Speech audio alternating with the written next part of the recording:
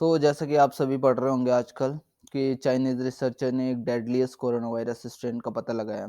इसके बारे में बताया है, कंसर्न जताया है कि ये जो नियोकोव है डेडलियर कोरोना वायरस स्ट्रेन हो सकता है।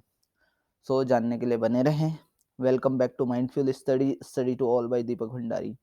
तो इस वीडियो में हम क्या क्या देखेंगे, हम इस वीडियो में देखेंगे क्या होता है नियोकोव। ठीक है, इट इज़ अ न्यू कोविड-19 वेरिएंट। क्या ये नया कोविड-19 वेरिएंट है? हाउ डज न्यूकोव इम्पैक्ट ह्यूमंस को कैसे इफेक्ट करता है? और इसके बाद देखेंगे कि जो वैक्सीन लगाई है या जो कोविड-19 से इम्यूनिटी मिली है, तो ये वर्क करेगी नियोकोव में। तो सब जानकारी देखते हैं आगे की स्लाइड्स में।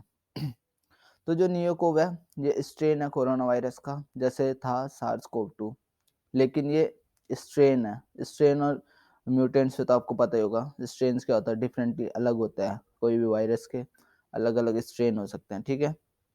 लेकिन जो म्यूटेशन होता है उसमें कुछ चेंजेस होंगे, उसके बाद म्यूटेशन हो जाएगा।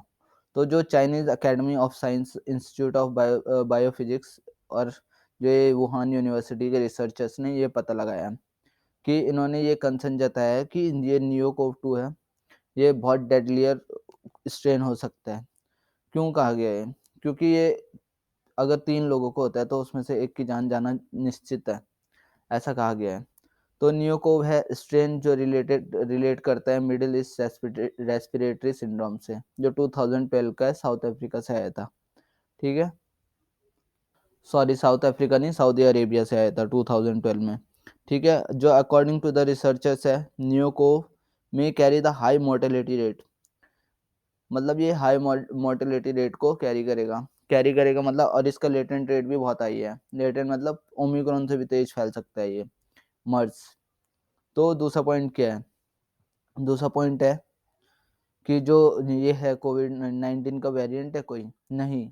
जो ये आउटलुक की रिपोर्ट है, ये देखिए आउटलुक क्या बोल रहा है। No, NeoCov is not new कोविड-19 variant, it is a strain और another type of corona virus that was first reported in 2012 and then again during the 2015 outbreak of MERS-CoV. Unlike Delta or Omicron, NeoCov is not a variant of SARS-CoV-2, the virus that caused COVID-19 symptoms among the affected human. It is another type of novel coronavirus.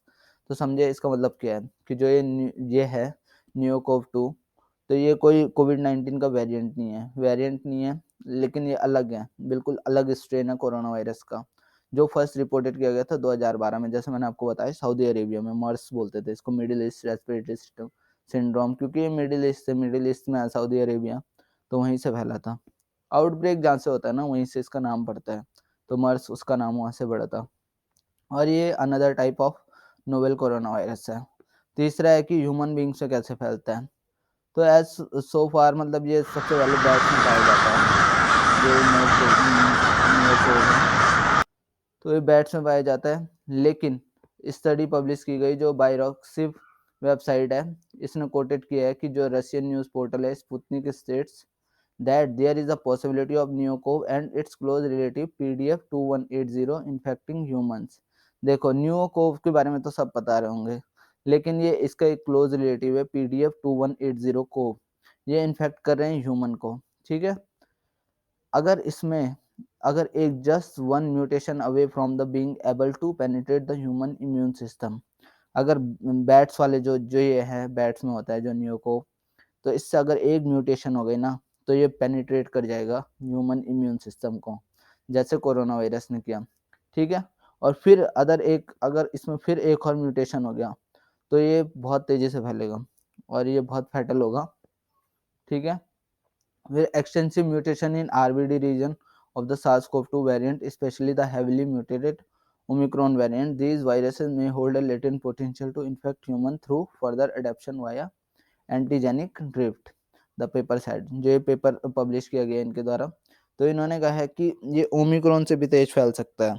ठीक है, देखो पहले एक normal है NeoCoV है, और जो इसका क्लोज रिलेटिव है PDF 2180 जो मिलता है बैट्स में, तो ये बैट्स में मिलता है।